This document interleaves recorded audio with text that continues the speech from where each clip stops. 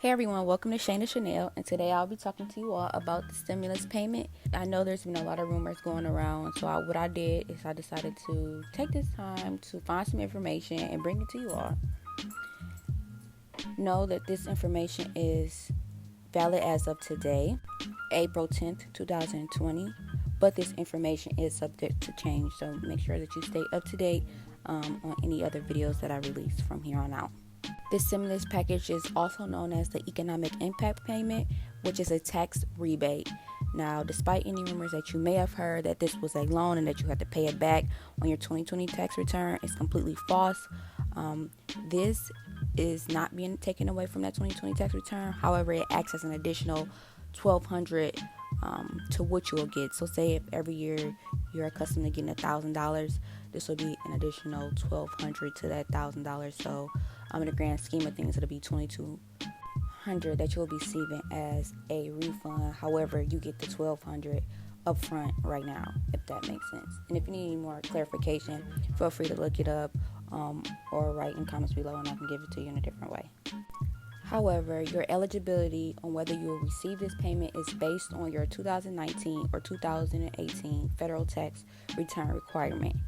Now, if you didn't file your 2019, but your 2018 is filed, they'll go based on that information. And if you haven't done either, I highly recommend that you do it, especially if you have the requirement to do so in order to receive this $1,200 payment. So let's first start off with some basic information that we all know. There will be $1,200 for individuals or head of households, and $2,400 will be awarded to married couples that file jointly. In terms of requirements, the first one is that you have to have a work-eligible Social Security number. You have to be an independent taxpayer, and your adjusted gross income must be up to one of the following: $75,000 for individuals, $112,500 for head of households, and $150,000 for married couples filing jointly. Some individuals may qualify for the possibility of having additional $500 per qualified child, which are children 17 and under. I know some individuals may have the question of, what if my income surpasses the requirements? And for filers with income above those amounts, the payment amount would just be reduced $5 per $100 above the thresholds listed on the screen. So I have an example here for everyone.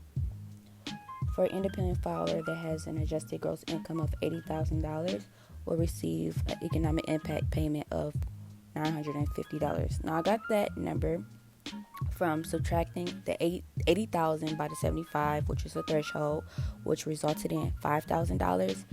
Then we'll divide $5,000 by 100 to get the number of 105,000, which is 50. Then you'll multiply that by $5 to get the amount of fives per 100, which is 250. Then you'll take that number and subtract it by the $1,200 payment that you'll receive. And for this individual, that'll be $950. So if you or anyone you know makes more than the $75,000 or any of the other thresholds, you can use this easy calculation, plug in your numbers, and you'll get the exact number that you can expect to receive. Now, who else qualifies? So we all know that there are other individuals that may be not full-time workers but receive assistance from the government. So individuals such as retirees, recipients of Social Security, rural retirement, disabilities, veterans, taxpayers who do not make enough money to normally file for their taxes, individuals who have no income at all, and those whose income comes entirely from the government benefit programs such as supplemental security income. All of these individuals benefit.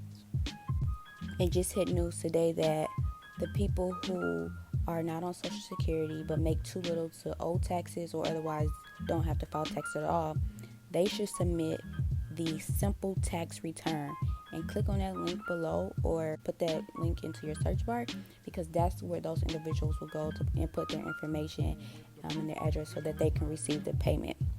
On the other hand, eligible retirees, recipients of Social Security or rural retirement will receive their payment automatically. They don't have to take any additional steps. And it'll go to their account that's on file or come in via paper check through the mail. These individuals also have the opportunity to take additional steps if they have any qualifying children to receive that $500 per child as well. So that's a good bonus. Now, you will not qualify if you are a single filer with an adjusted income that exceeds $99,000, a head of household filer with an adjusted income that exceeds $136,500, and a joint couple with an adjusted income that exceeds $198,000 with no children, any non-resident aliens, someone who filed under someone else as the dependent, or if you filed a 1040 NREZ PRSS for 2019. The IRS will send out communications. So for security reasons, we know that there are tons of scam artists. They call your phones, I'm sure even now, send it to the IRS. Just a heads up, the IRS, they don't call. They never call you. So that's a scam. Hang up and report that incident. But the IRS plans to send a mail letter to each individual about economic payments to the taxpayer last known address within 15 days after the payment is made. The letter will provide information on how the payment was made, whether that was through check or automatically through direct deposit. And in that letter, it will state how to report failure to receive that payment. So if there's any issues and you never received that payment. The IRS urges all taxpayers to visit IRS.gov to protect against any scams. Additionally, if you would like any more information on this in general, please click on that website listed on the screen. Now, when can you expect to receive a stimulus check? Is the question that we all want to know. And with all of the speculations going around, it was great to know that yesterday, the Treasury Secretary stated that direct deposits will begin next week on April 17th. And this will automatically deposit if your direct deposit information is on file.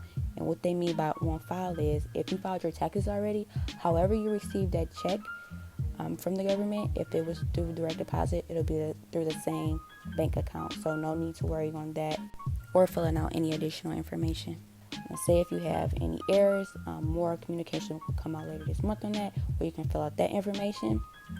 Now, say if you only receive your checks by mail, those will be released at a later date, and individuals with the lowest amount of income will receive their checks, followed by higher earners. So if you make $10,000 a year versus someone who makes $75,000, the $10,000 earner would receive their check before the $75,000 earner.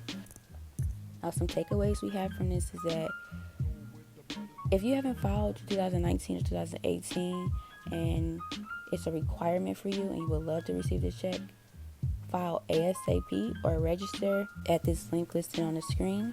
The second takeaway is that if you're unclear if you should even have to file taxes, go to the second link, and that this is not a loan. Please do not listen to anyone who told you this was a loan, because it's not. This is money given to you as a tax rebate. It's not being taken away from you from anywhere. It just acts as a tax rebate. Lastly, I'd like to clear up the rumor that college students could not receive this. That is a complete false statement if the college student meets the requirements. So say the college student files as an independent, has an eligible social security number, and adjusted gross income is at the $75,000 threshold, the individual will 100% receive the payment. However, if this individual was filed under someone else as a dependent, they unfortunately will not be able to receive any payment, because I'm going to assume that they're not under the age of 17 and they're dependent. You have to be filed as an independent in order to receive this payment. I'd like to take this time to thank you all for watching this video. I hope you found it very informative. And if you need to receive any more information, please visit the IRS website or do some digging on your own. All this information is out there. I do want to also state that I am not a CPA or a tax consultant. However, I'm reading the same material as they are. So if you have any additional information that you want to uncover, I'd like to highly encourage you to do the research and bring it back to this page. Leave it in the comments below. as we all know, everything is constantly changing. Things are constantly evolving. So if you like this video, let me know. I'll keep you all updated, keep things flowing. So make sure you turn on the bell notification so you'll know the next time I post.